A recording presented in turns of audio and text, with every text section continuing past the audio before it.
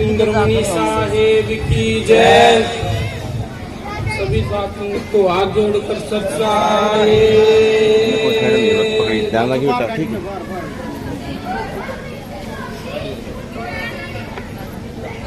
देखो भाई, गुरु की दया से सत्संग में बैठते हैं, साखी शब्द भी सुनते हैं, लेकिन उसके ऊपर विचार नहीं करते। विचार करना बहुत ही जरूरी है। जब तक विचार नहीं करेंगे तब तक बात बनती नहीं। साहेब की दया से जो संतों ने इस जीव की भलाई के लिए जो संदेश दिया है, उसको अगर समझना है तो उस बात को समझ के अपने जीवन में उतारना पड़ेगा। तभी संतों की बात को बताई हुई बातों को उतारेंगे, तभी इस जीव का भला हो पाएगा। ऐसे भला नहीं होगा। कहते हैं गावणिये को ना मिलूं अनगाए से दूर, जिन गाया विश्वास से ताकि संग हजूर। गावणिये को नहीं मिलता मैं, और अनगाए से भी दूर रहता हूं, जो नहीं गाता। लेकिन जो विश्वास से गाता है, जिसका विश्वास अटल है, उस जो विश्वास से गाता है उसी की बात बनती है, उसी को दीदार होता है। साखी कहती है कुछ चीजें जो हैं इंसान को छोड़नी पड़ती हैं। कहते चोरी जारी मुखबरी ब्याज बिरानी नार, जो चावे दीदार को इतनी वस्तु हिसार। चोरी है, जारी है, मुखबरी है, ब्याज बिरानी नार, ये चीजें जो हैं, इतनी वस्तु जो है, ये बिसारनी पड़ती हैं, ये दूर करनी पड़ती हैं। अगर हम उस मालिक का दीदार पाना चाहते हैं, उस मालिक के करीब होना चाहते हैं, इतनी चीजों का तो हमें त्याग करना पड़ेगा।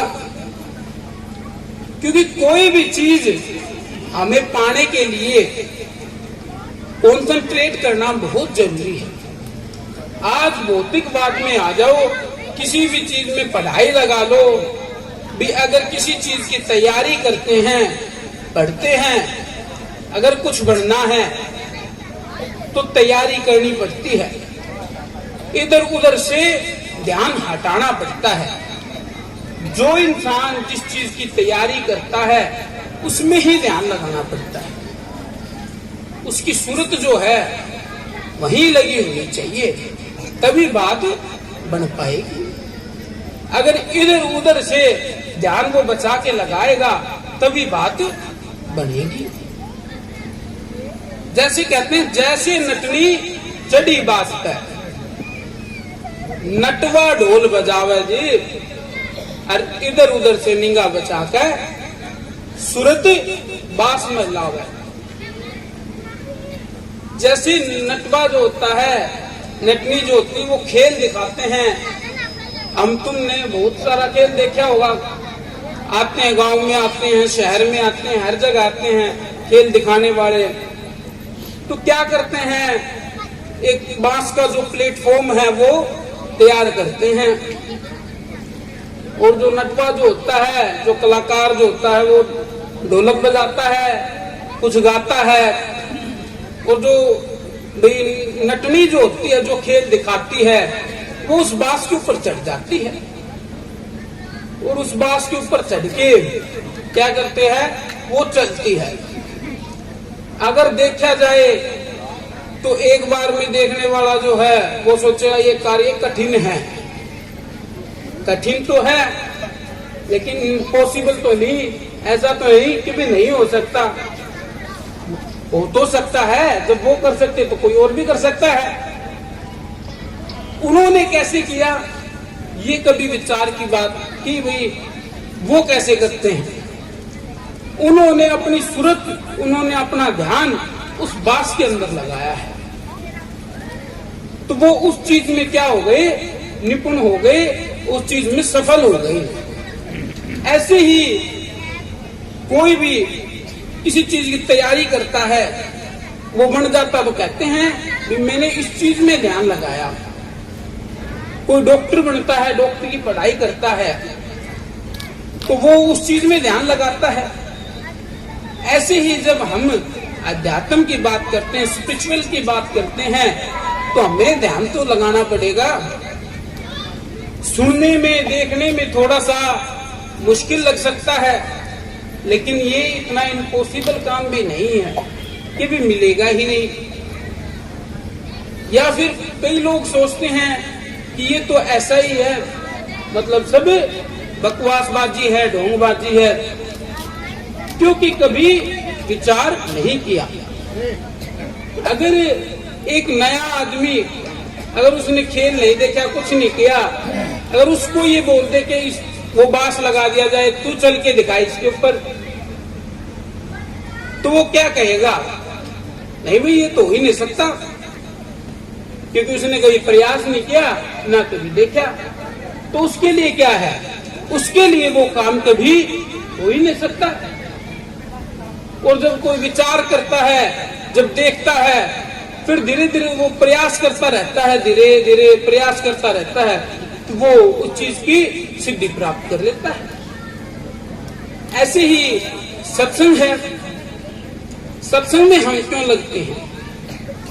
कि मालिक का दीदार पाने के लिए लगते हैं।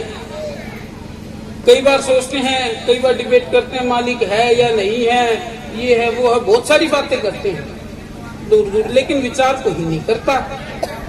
विचार करके, अपना कंसंट्रेट लगा के, अपना ध्यान लगा के अगर इस रास्ते के ऊपर चलेगा, तो गुरु की दया से उसे मालिक की प्राप्ति भी होगी,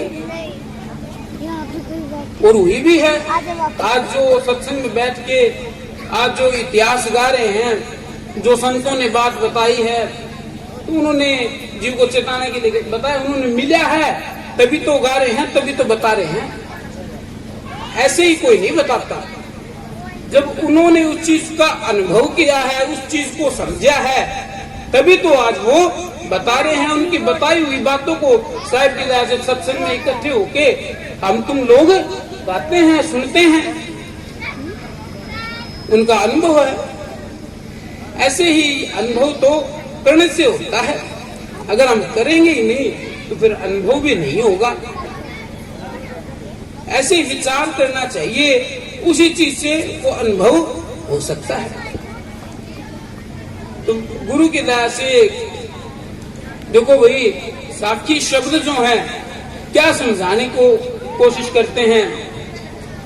कहते जाप मरे अजपा मरे, अनहद भी मर जाए, सुरती समाई शब्द में ताको कार न खाए।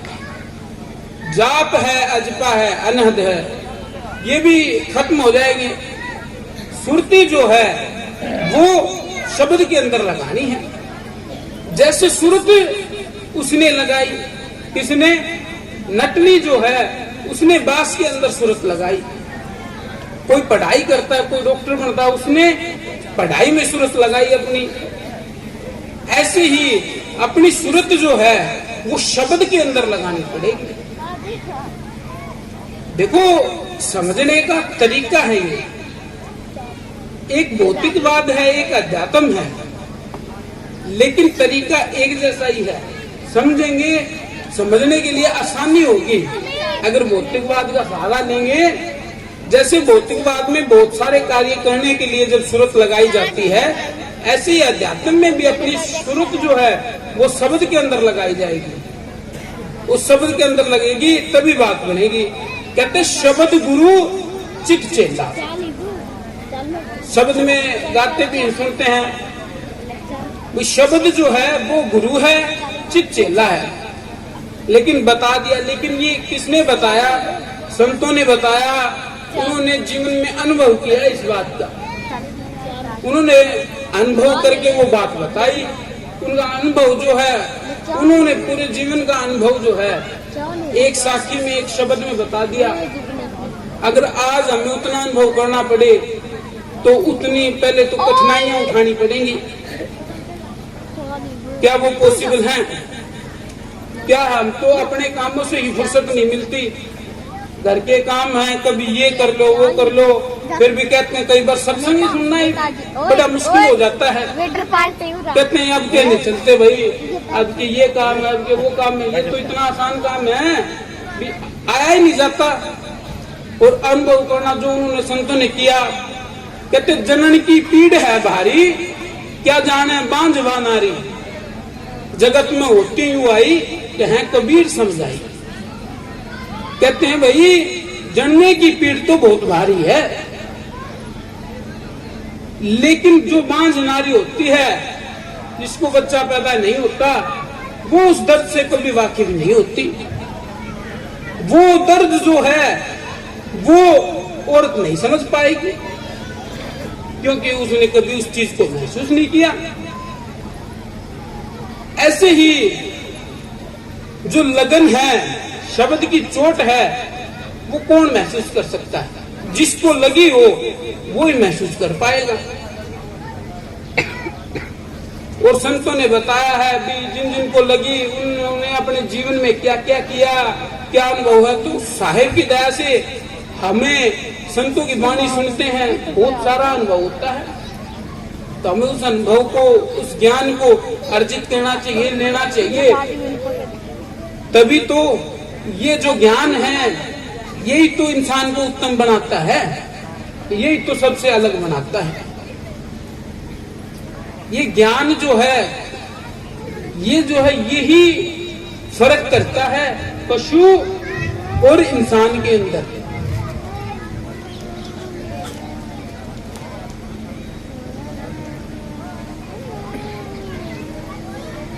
ये जो ज्ञान है, विचार है, विवेक है, ये देखो आप पशु के अंदर तो नहीं हो सकते। पशु क्या है? पशु सिर्फ 3 काम करता है, और वो 3 काम हम भी करते हैं। खाना पीना है, सोना है, बच्चे पैदा करना है। और ये 3 काम अगर इंसान भी करता है, वैसे तो अगर यही काम करे, इसके अलावा कोई काम ना करे, भाई अपना जीवन जो है सिर्फ इतने तक सीमित रखें कि खाएं पिए, मस्त रहें, सोएं, और बच्चे पैदा किया, ज्यादा कुछ सोचा नहीं, तो फिर उस पशु के अंदर और हमारे अंदर क्या फर्क है? विचार किया जाए तो नील बटा नील आंसर आएगा। आंसर आएगा कि उसके अंदर और हमारे अंदर कोई फर्क नहीं है। अलग कैसे हैं? अलग ऐसे हैं, हम पढ़ाई करते हैं, भौतिकवाद में भी बहुत सारा ज्ञान लेते हैं हम, और वो ज्ञान ले रहे हैं। भौतिकवाद में जीने की समझ रखते हैं, समाज में रहने की समझ रखते हैं। अध्यात्म में गुरु की दया से संतों की बात सुन के समझ रखते हैं, क्योंकि संतों की बात सुनते हैं तो हमारा यहाँ और वहाँ दोनों जगह जीवन जो है सरल हो जाता है, सही हो जाता है। ये एक विचार की बात है। अगर इस बात पर विचार करे तब आंसर मिलता है। तो गुरु की दया से हमें इस बात को समझना चाहिए भाई। तो कहते हैं उदाहरण के तौर पे, भैंस पद्मनी ने हार पिरा दिया, के जाने हार न जा राने, ऊट को नहीं जाना बा तो बैठ को नहीं जाने, लोटन लागी गारा में। पापिड़े के मुक्ते सत को नहीं निकसे, सकल करोड़ों धारा में। मनुष्य जन्म तेरा एड़ा मत को है, डूबेगा मझधारा में। मनुष्य जन्म मिला है, इसमें शरारत करने में, इधर उधर के काम में, गलत काम में इसको व्यर्थ मत कर, गलत काम में मत लगा, नहीं तो एक न एक दिन पछताना ही है और नरक में ही जाना है। लेकिन ये बात जो है जल्दी से समझ में नहीं आती। जब हम संतों की बात सुनते हैं, विचार लगाते हैं, तब जाके कुछ ज्ञान होता है, तब इस बात को समझ ले पाते हैं।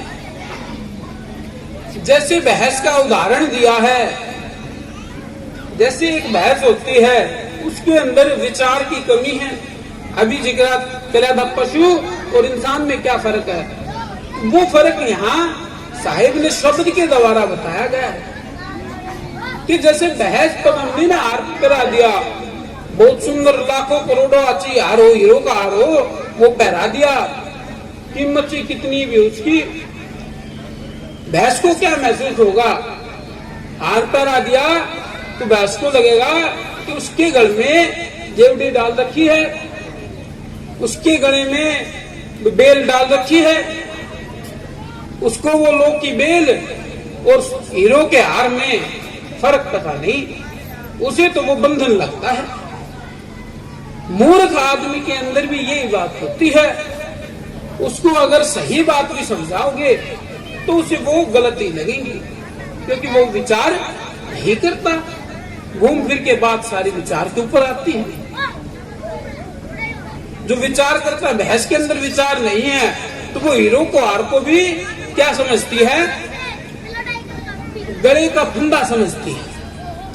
मैं तेरे गले में एक फंदा डाल दिया और उसे इस चीज का आभास होता है कि भी गले में कुछ बंधन है तेरे, और वो गार में कभी इधर लोट मारेगी, कभी उधर लोट मारेगी, मतलब उसको उठने बैठने तक का भी समझ नहीं है, चाहे वो कैसी भी चीजें पहन रखी हो।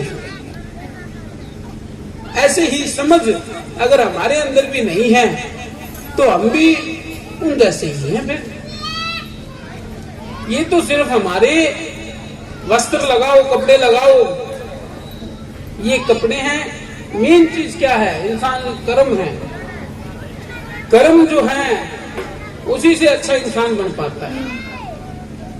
अगर इंसान चोला ले लिया, इंसान के वस्त्र ले लिए, काम सारे पशु वाले किए, तो फिर कोई फायदा नहीं है, फिर बात बनेगी नहीं।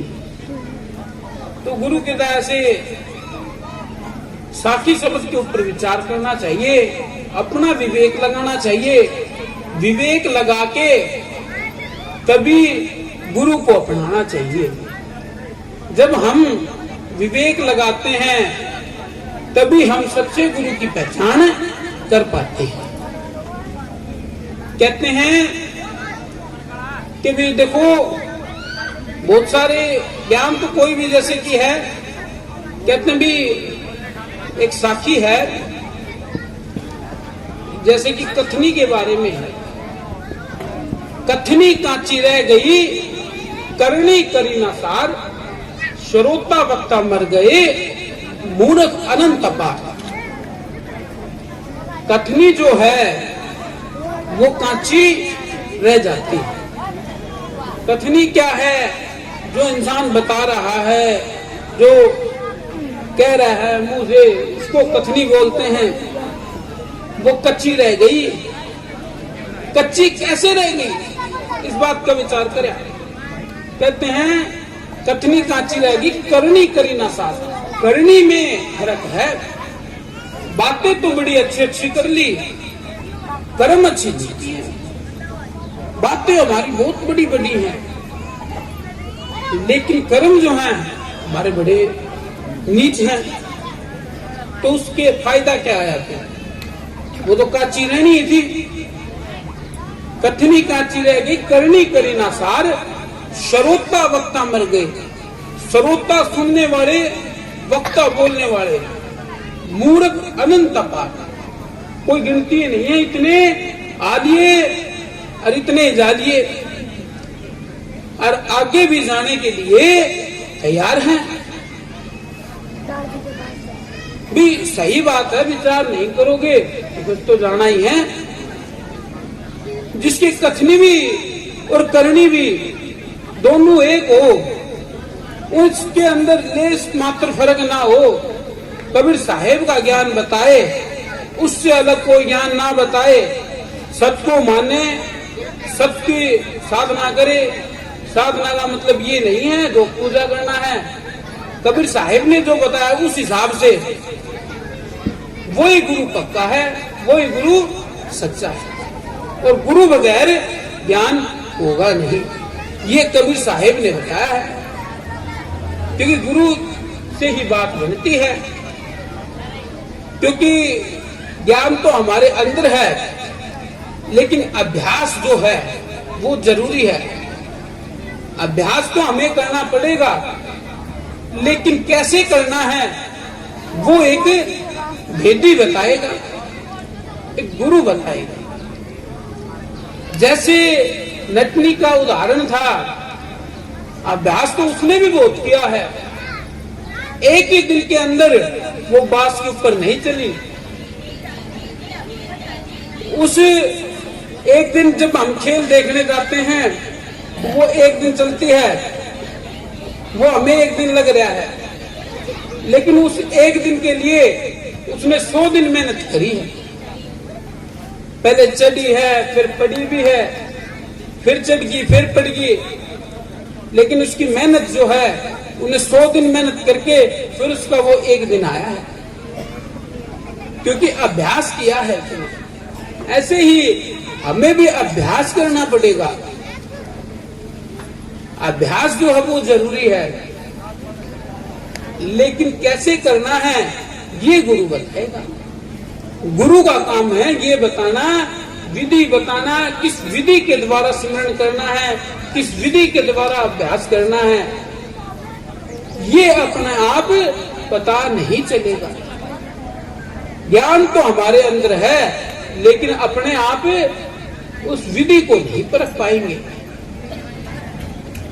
तो ये विचार की बात है। आप लोग भी इस बात के ऊपर विचार करके देखो। तो समय को देखते हुए आज के लिए इतना ही। और साथी सब जो शब्दों में सत्संग में गाए जाते हैं उसके ऊपर विचार किया गया। तो एक बार जय के नारे लगाओ भाई। सदगुरु कबीर साहेब की जय, सदगुरु इंद्रमणि साहेब की जय। सभी साथ संगत को हाथ जोड़कर सत साहेब